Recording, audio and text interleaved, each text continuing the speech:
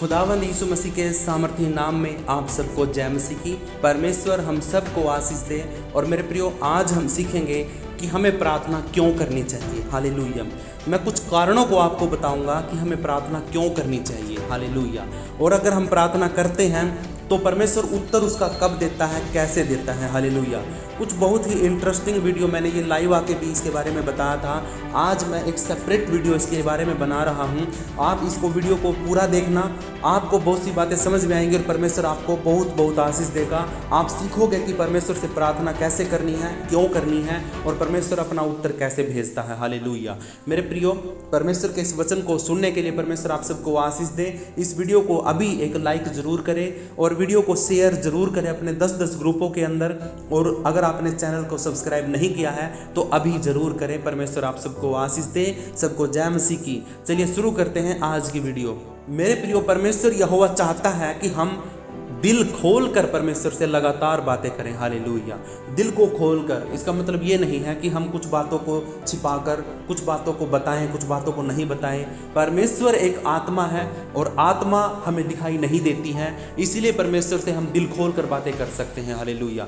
अगर हम किसी को देख रहे हैं और उसके सामने अपनी बातों को रख रहे हैं तो कई बार हम शर्मा जाते हैं, कई बार ऐसा लगता है कि वो क्या सोचेगा। हालेलुया। लेकिन परमेश्वर है ना, इसीलिए अदृश्य रहता है, इसलिए रहता है कि आप है ना घुटनों पर आकर अकेले कमरे में जाकर परमेश्वर से बात करें और उसको अपनी सारी दिल की बातें बता दे। हालेलुया। दिल के अंदर जो भी बात है सारी बता दे। मतलब कोई दिक्कत है, कोई प्रॉब्लम है, दिल टूटा हुआ है, कोई फिक्र है, कोई चिंता है, कोई टेंशन है, कुछ भी बात, आप बेफिक्र होकर बिना किसी दिक्कत के, बिना किसी प्रॉब्लम के आप परमेश्वर को सारी बातें बता सकते हैं। आपने कोई गलती कर दी है, आपने कोई पाप कर दिया है तो परमेश्वर आपसे चाहता है कि आप उसको मेरे सामने बताएं। हालेलुया। दुनिया का हर बाप ये चाहेगा कि उसका बेटा कोई भी बात अपने बाप से ना छुपाए। हालेलुया।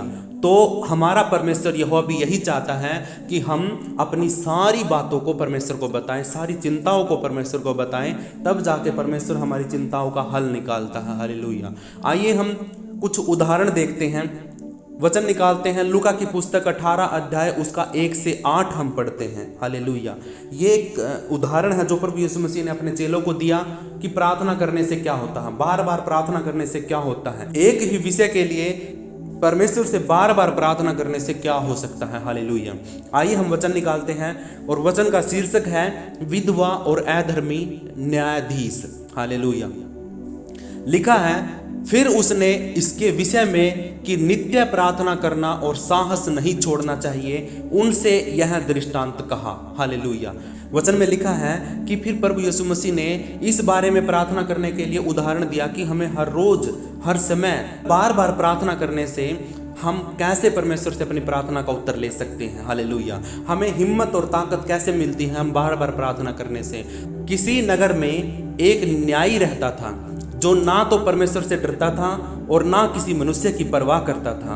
और उसी नगर में एक विधवा भी रहती थी जो उसके पास आकर कहा करती थी, मेरा न्याय चुकाकर मुझे मुद्दई से बचा। उसने कितने समय तक तो ना माना, परंतु अंत में मन में विचार कर कहा, यद्यपि मैं ना तो परमेश्वर से डरता और ना मनुष्य की कुछ परवाह करता हूँ, फिर भी यह विधवा मुझे सताती रहती है, इसीलिए मैं उसका न्याय चुकाऊंगा। कहीं ऐसा न हो कि घड़ी घड़ी आकर अंत को मेरी नाक में वो दम कर दे। हालेलुया। उसके बाद प्रभु ने कहा, सुनो कि यह अधर्मी न्यायी क्या कहता है। अतः क्या परमेश्वर अपने चुने हुओं का न्याय न चुकाएगा जो रात दिन उसकी दुहाई देते रहते हैं, और क्या वह उनके विषय में देर करेगा। मैं तुमसे कहता हूं वह तुरंत उनका न्याय चुकाएगा। पर मनुष्य का पुत्र जब आएगा तो क्या वह पृथ्वी पर विश्वास पाएगा। हालेलुया। ये वचन हमने पढ़ा है। इस वचन के पढ़ने के बाद हम दोबारा फिर ऊपर चलते हैं और वहाँ पे इस कहानी को थोड़ा सा समझते हैं। यहाँ पे दृष्टांत में, उदाहरण में प्रभु यीशु मसीह एक विधवा औरत का और एक न्याय करने वाले का उदाहरण देता है। जो ये विधवा औरत है, इसके साथ कुछ गलत हो गया, और कुछ गलत हो गया तो जो वहाँ का राजा था, जो वहाँ का न्याय करने वाला था, जो वहाँ का मुखिया था, वो एक बात कहता है कि ना तो मैं परमेश्वर से डरता हूँ और ना मैं इंसानों की कोई परवाह करता हूँ। इसका मतलब वो अधर्मी न्याय करने वाला था, अधर्मी था। क्यों? क्योंकि वो ना तो परमेश्वर का भय मानता था, ना ही वो किसी कानून को मानता था, ना ही वो किसी इंसान की परवाह करता था कि कोई उसको क्या बोलेगा। हालेलुया। लेकिन ये विधवा, इसके साथ बुरा हुआ, ये क्या करती, ये सुबह उठते ही उस न्यायी के पास चली जाती, उस न्याय करने वाले के पास जाती और उसको बोलती कि तू मेरा न्याय चुका, मेरे साथ गलत हुआ है, उसने मेरे साथ ऐसा किया है, तू मेरा न्याय चुका। वो उसको फिर टाल देता, फिर वो अगले दिन फिर आती, फिर वो टाल देता, फिर वो अगले दिन फिर आती। ऐसे कर करके है ना 25-30 बार लगभग वो उसके पास आई, और वो है ना बार बार उसको कैसे ना कैसे बहाना बना के उसको टाल देता, उसको कहता कि तू जा यहाँ से, मेरे पास कोई न्याय नहीं है। हालेलुया। मैं किसी इंसान से नहीं डरता, मैं किसी परमेश्वर से नहीं डरता। वो अधर्मी न्याय करने वाला था, इसीलिए उस विधवा ने उसके पास आना नहीं छोड़ा। हालेलुया। 25 से 30 बार भी जाने के बाद वो न्याय करने वाला नहीं उठा। लेकिन एक दिन उसके मन में क्या आया, उस न्यायी के मन में आया कि हाँ, ये विधवा औरत है ना आज फिर आएगी मेरे पास। सुबह उससे पहले उठ गया, उठ के बोला कि हाँ, ये विधवा औरत मेरे पास दोबारा फिर आएगी और आके मुझे बोलेगी अब तो मेरे बहाने भी खत्म हो गए हैं, अब मैं इसको और क्या बहाना बनाऊंगा। तो उसने क्या किया कि ये तो मेरे नाक में दम कर रही हैं और ये तो है ना मेरा पीछा ही नहीं छोड़ रही हैं, इसलिए अब मुझे क्या करना पड़ेगा, अब मुझे उठकर इसकी बात को सुनना पड़ेगा और सुनकर मुझे इसका न्याय चुकाना पड़ेगा, क्योंकि मैं किसी से नहीं डरता, मैं किसी परमेश्वर का भय नहीं मानता, इसीलिए मैं जो कहूँगा वो हो जाएगा, जो मैं करूँगा वो हो जाएगा, क्योंकि मुझे किसी का डर नहीं है। इसलिए ये उस औरत के आने से पहले ही मन बना लेता है और कहता है कि जैसे ही वो औरत आएगी मैं उसको बोलूँगा कि चल मैं तेरा न्याय चुकाता हूँ, क्योंकि तूने मेरी नाक में दम कर दिया है। हालेलुया। अब यहाँ पे इस छोटी सी कहानी के बाद प्रभु यीशु मसीह सुनाता है अपने चेलों को, कहता है कि सुनो यह अधर्मी न्यायी क्या कहता है। आपने सुना? क्या आपको समझ में आया कि उस अधर्मी न्यायी के मन की बात? उसने कहा कि ये औरत बार बार मुझे परेशान करने आ रही है, इसका मतलब कि वो बार बार उससे प्रार्थना कर रही है और वो है ना उसकी नहीं सुन रहा है, लेकिन वो फिर भी आना नहीं छोड़ रही है, वो प्रार्थना नहीं सुन रहा है, वो फिर भी आना नहीं छोड़ रही है। लेकिन एक दिन अंत में है ना उस न्यायी के मन में आया, उसने बोला कि मैं अब इसका न्याय चुकाऊंगा, इसने तो मेरी नाक में दम कर दिया है। जब अधर्मी राजा, अधर्मी न्यायी जब ऐसे परेशान होने के बाद न्याय चुका सकता है, तो मेरे प्रियो हमारा परमेश्वर यहोवा 7 वचन में लिखा है, क्या परमेश्वर अपने चुने हुओं का न्याय नहीं चुकाएगा? परमेश्वर ने तो हमें चुना है, यीशु ने अपने चेलों को चुना, प्रभु यीशु मसीह ने हमें चुना, परमेश्वर ने हमें चुना। चुनने के बाद आज हम प्रभु की सेवा कर रहे हैं। हालेलुया। और जब हम दुहाई देते हैं परमेश्वर से, तो क्या वो धर्मी होकर, हमारा परमेश्वर तो बहुत बड़ा धर्मी है ना, इसलिए क्या वो धर्मी होकर हमारी प्रार्थना को नहीं सुनेगा? अरे 25 से 30 बार में तो अधर्मी न्यायी ने भी सुन लिया था, क्या हमारी प्रार्थना को नहीं सुनेगा? अगर नहीं सुनेगा तो भी लगातार लगे रहो परमेश्वर के पीछे, कभी ना कभी तो उसके मन में आएगा कि हाँ अब तो देख ये मेरा बेटा बहुत परेशान हो गया और इसने मुझे भी परेशान कर दिया है, अब तो मुझे इसका न्याय चुकाना ही पड़ेगा। हालेलुया। तो इसीलिए जब बुरा आदमी होकर एक परेशान करने के द्वारा जब वो न्याय कर सकता है, तो क्या हमारा परमेश्वर धर्मी है जो वो हमारा न्याय नहीं चुकाएगा? यहाँ पे कहने का मतलब यही है इस पूरे उदाहरण के अंदर कि हमें प्रार्थना करना नहीं छोड़ना है। बेशक हमारी प्रार्थना का उत्तर हमें 1 साल में मिले, हालेलुया, लेकिन उत्तर तो मिला ना। तो इसीलिए परमेश्वर से प्रार्थना करते रहना है, सुबह शाम दोपहर, जब भी आपको समय लगे, मौका मिले, तुरंत उठो, घुटनों पे आओ, परमेश्वर मेरा विषय है मेरा न्याय चुका, मेरे विषय है मेरा न्याय चुका, मेरा विषय है मेरा न्याय चुका। आप ये प्रार्थना करते रहो परमेश्वर से। हालेलुया। एक ना एक दिन परमेश्वर के मन में आएगा और वो तेरा न्याय चुका देगा। हालेलुया। तो यहाँ पे परमेश्वर पर विश्वास करना है, उसकी बातों पर, उसके ज्ञान पर। खुद यीशु बता रहा है कि ऐसे ऐसे करो तो तुम्हारी प्रार्थना सुनी जाएगी। हालेलुया। अब हम दूसरा वचन पढ़ते हैं, उसमें लिखा है उसे हमारी परवाह है। हालेलुया। किसे परवाह है? हमारे परमेश्वर को हमारी परवाह है, इसलिए वो क्या करता है? हमारी प्रार्थनाओं को सुनता है। जब आप किसी से बात करते हैं, अगर वो आपकी परवाह करता होगा तो आपकी बात को ध्यान से सुनेगा, अगर वो आपकी परवाह नहीं करता होगा तो आपकी बातों को इग्नोर करेगा, कानों पर से टाल देगा। हालेलुया। हमारा पिता, हमारा स्वर्गीय पिता, हमारा परमेश्वर ऐसा नहीं है, वो हमारी बातों को ध्यान से सुनता है क्योंकि वो हमारी परवाह करता है। इसलिए हम वचन निकालते हैं, पढ़ते हैं। फिलिपियों की पुस्तक उसका 4 अध्याय उसका 6 वचन लिखा है, किसी भी बात को लेकर चिंता मत करो, मगर हर बात के बारे में प्रार्थना और मिन्नतों और धन्यवाद के साथ परमेश्वर से विनती करो। हालेलुया। परमेश्वर से क्या करनी है? विनती करनी है। किसी भी बात को लेकर चिंता नहीं करनी है। किसी भी का मतलब उसने परमेश्वर ने कोई कॉमन बात नहीं लिखी है कि तूने झूठ बोला है उसके लिए चिंता मत करो, तुमने चोरी की है उसके लिए चिंता मत करो, तुमने पाप किया उसके लिए चिंता मत करो। कोई कॉमन वर्ड यहाँ पे नहीं लिखा है। लिखा है किसी भी बात को लेकर चिंता नहीं करनी है। आपका कोई भी विषय हो सकता है, आपकी प्राइवेट कोई प्रॉब्लम हो सकती है, आपकी पर्सनल कोई प्रॉब्लम हो सकती है, आपको चिंता नहीं करनी है। मगर हर बात के बारे में, जो भी विषय है आपका, उसके बारे में प्रार्थना और मिन्नत परमेश्वर से करनी है और धन्यवाद करना है कि पिता तूने मेरी प्रार्थना को जरूर सुनना है। धन्यवाद पिता परमेश्वर, तू मेरी प्रार्थना को जरूर सुनेगा। धन्यवाद पिता परमेश्वर, तू मेरी प्रार्थना को जरूर सुनेगा। इस तरीके से आपने प्रार्थना करनी है। हालेलुया। आपने परमेश्वर को धन्यवाद पहले ही दे देना है। आपकी प्रार्थना सुनी जाए या ना सुनी जाए, लेकिन धन्यवाद आपने पहले ही दे देना। Hallelujah, hallelujah. आपको एक बात बताऊं, यहाँ पे कुछ छोटा सा उदाहरण बताता हूँ। जब आप कोई चीज़ लेने के लिए तैयार हैं और दूसरा बेचने के लिए तैयार हैं, आप उसके पास गए, आप क्या करते हो, उसको पैसे दे के आ जाते हो। हालेलुया।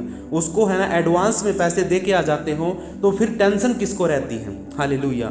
उसको चिंता हो जाती है, उसको टेंशन हो जाती है कि भाई अब तो मुझे ये चीज़ तैयार करनी पड़ेगी क्योंकि इसके पैसे आ गए हैं, अब मुझे ये पक्की इसको देनी है क्योंकि इसके पैसे वो पहले दे के जा चुका हूँ। इसीलिए टेंशन उसको होनी चाहिए जिसने देनी है, हमने टेंशन नहीं लेनी है। हालेलुया। अगर हम परमेश्वर से प्रार्थना करते हैं और जो चीज़ हमने मांगी है उसके लिए परमेश्वर को धन्यवाद पहले ही दे देंगे, एडवांस में हम धन्यवाद दे देंगे, तो परमेश्वर फिर है ना ये सोचेगा कि भी ये बेटा है ना मेरा हर बार एक विषय के लिए मुझसे धन्यवाद दे रहा है, और धन्यवाद मतलब एडवांस में मुझे धन्यवाद दे रहा है। लोग तो काम होने के बाद भी धन्यवाद नहीं देते हैं, और ये मेरा बेटा घुटनों पर आकर मुझे पहले से ही अपनी प्रार्थना के लिए धन्यवाद दे रहा है। तो प्रभु सोचेगा कि अब तो इसकी प्रार्थना को सुनना जरूरी पड़ेगा। हालेलुया। तो ये छोटा सा उदाहरण मेरे प्रियो, अगर आपको समझ में आया है तो प्लीज कमेंट में आमीन जरूर बोलिए। हालेलुया। तीसरा पॉइंट पढ़ते हैं। प्रार्थना सिर्फ मदद मांगना ही नहीं है, प्रार्थना के जरिए हम परमेश्वर के करीब आ सकते हैं। हालेलुया। 90% लोग क्या करते हैं, प्रार्थना करते हैं तो सिर्फ मदद मांगते हैं, प्रार्थना में चीज़ों को मांगते हैं, प्रार्थना में सारी चीज़ें हो जाएं, बस ये मदद मांगते हैं, सहायता मांगते हैं, और परमेश्वर से कहते हैं कि ये दे दे, वो दे दे, ये दे दे, वो दे दे। हालेलुया। सिर्फ यही लगा रहता है 90% लोग। लेकिन 10% लोग ऐसे हैं जो परमेश्वर से करीब आने के लिए, उससे बातें करने के लिए, उससे रिश्ता बनाने के लिए, परमेश्वर की इच्छा जानने के लिए प्रार्थना करते हैं। तो हम सिर्फ मांगना ही हमारा मेन मकसद नहीं होना चाहिए प्रार्थना का। परमेश्वर से बात करना, परमेश्वर से विनती करना, परमेश्वर से प्रार्थना करना, हमारा एक उद्देश्य और होना चाहिए कि हम परमेश्वर से सच में दिल से प्यार करते हैं और उससे बात करना चाहते हैं। हालेलुया।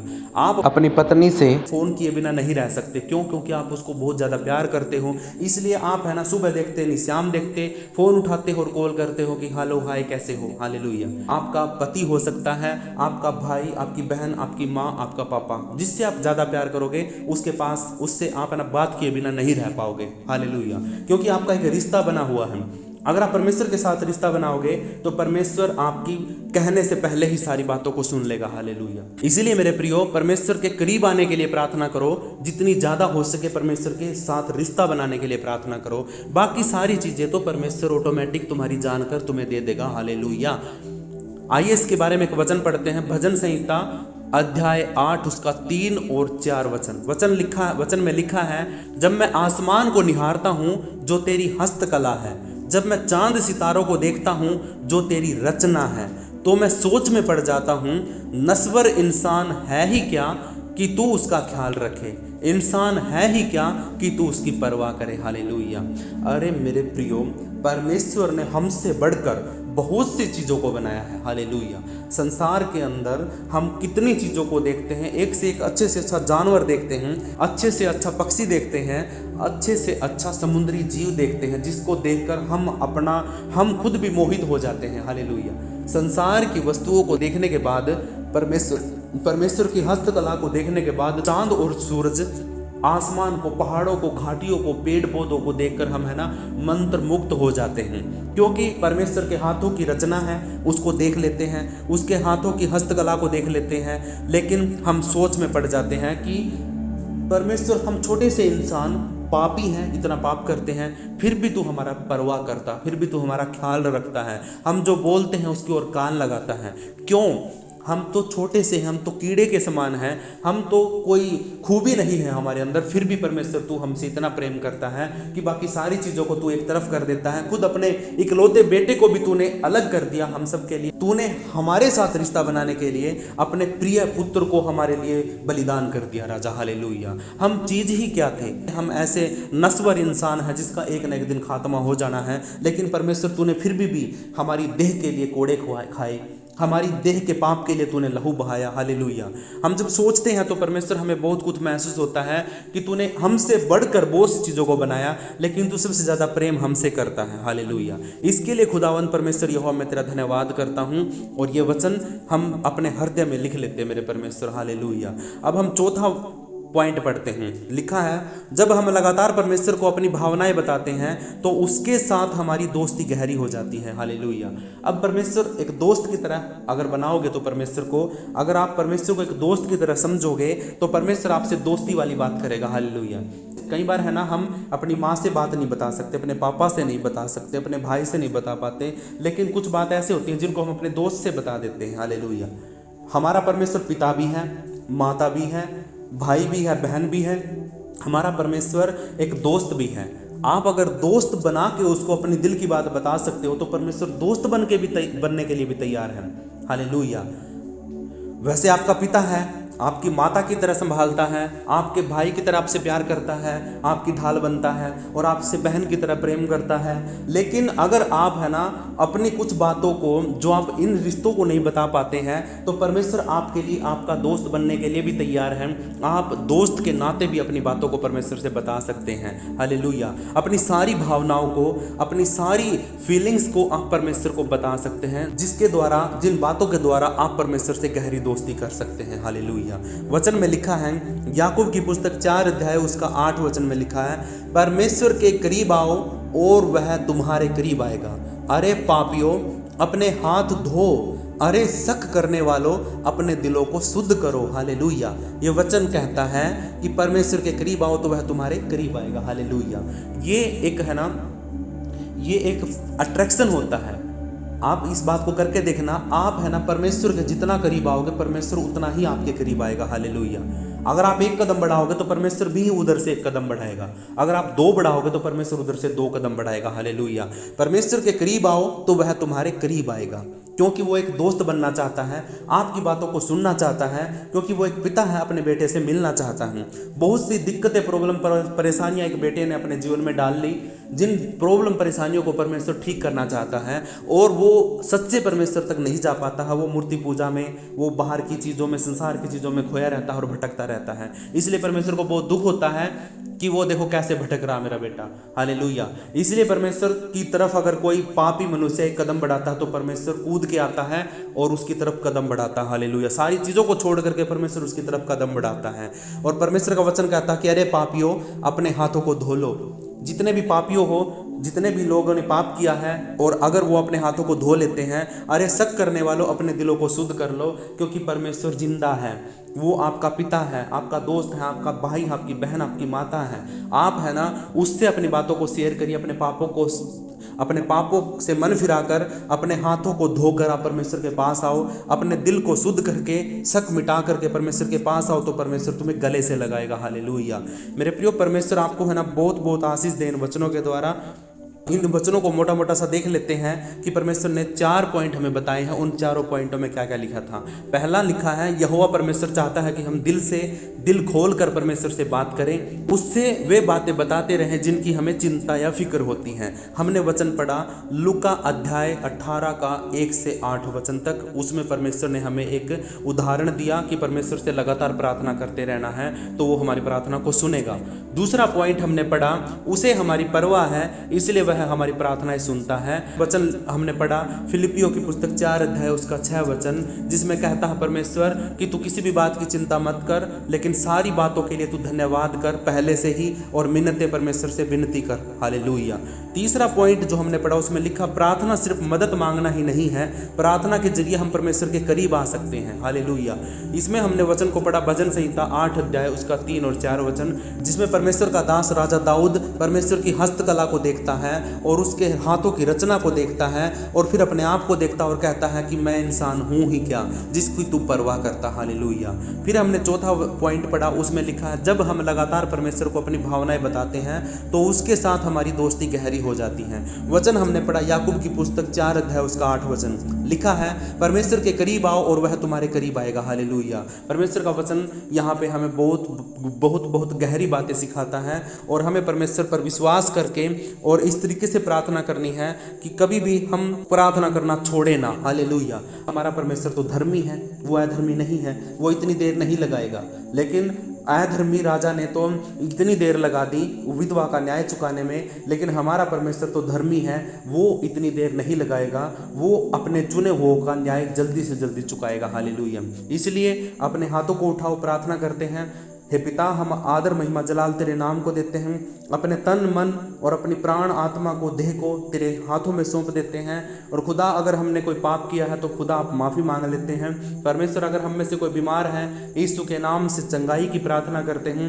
अगर हमारे मन में कोई डर है, किसी प्रकार की कोई चिंता है, तो आज हम यीशु मसीह के नाम से उन चिंताओं को, उन डरों को निकाल देते हैं। और परमेश्वर आप हमारी प्रार्थनाओं को सुनते हैं, इसके लिए परमेश्वर हम आपका धन्यवाद करते हैं।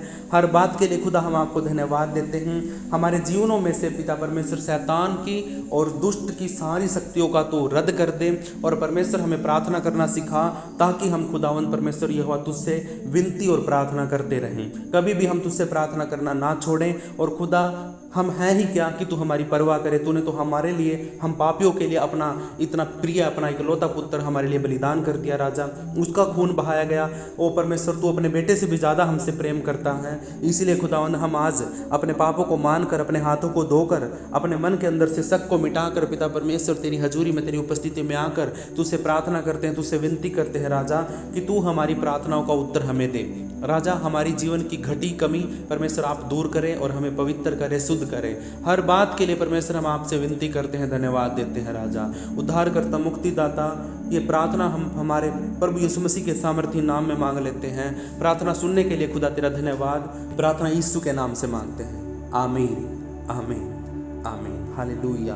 मेरे प्रियो, अगर आपको ये वीडियो पसंद आया है तो प्लीज़ आप लाइक ज़रूर करें। अगर आपने वीडियो को शेयर नहीं किया तो 10 ग्रुपों के अंदर अभी शेयर करें। अगर आपने चैनल को सब्सक्राइब नहीं किया तो अभी सब्सक्राइब कर ले। परमेश्वर आपको सचमुच आशीषित करे, आपको बुद्धि दे, समझ दे और प्रार्थना करना सिखाए। इसके लिए परमेश्वर आप सबको आशीष दे। सबको जय मसीह की। हालेलुया।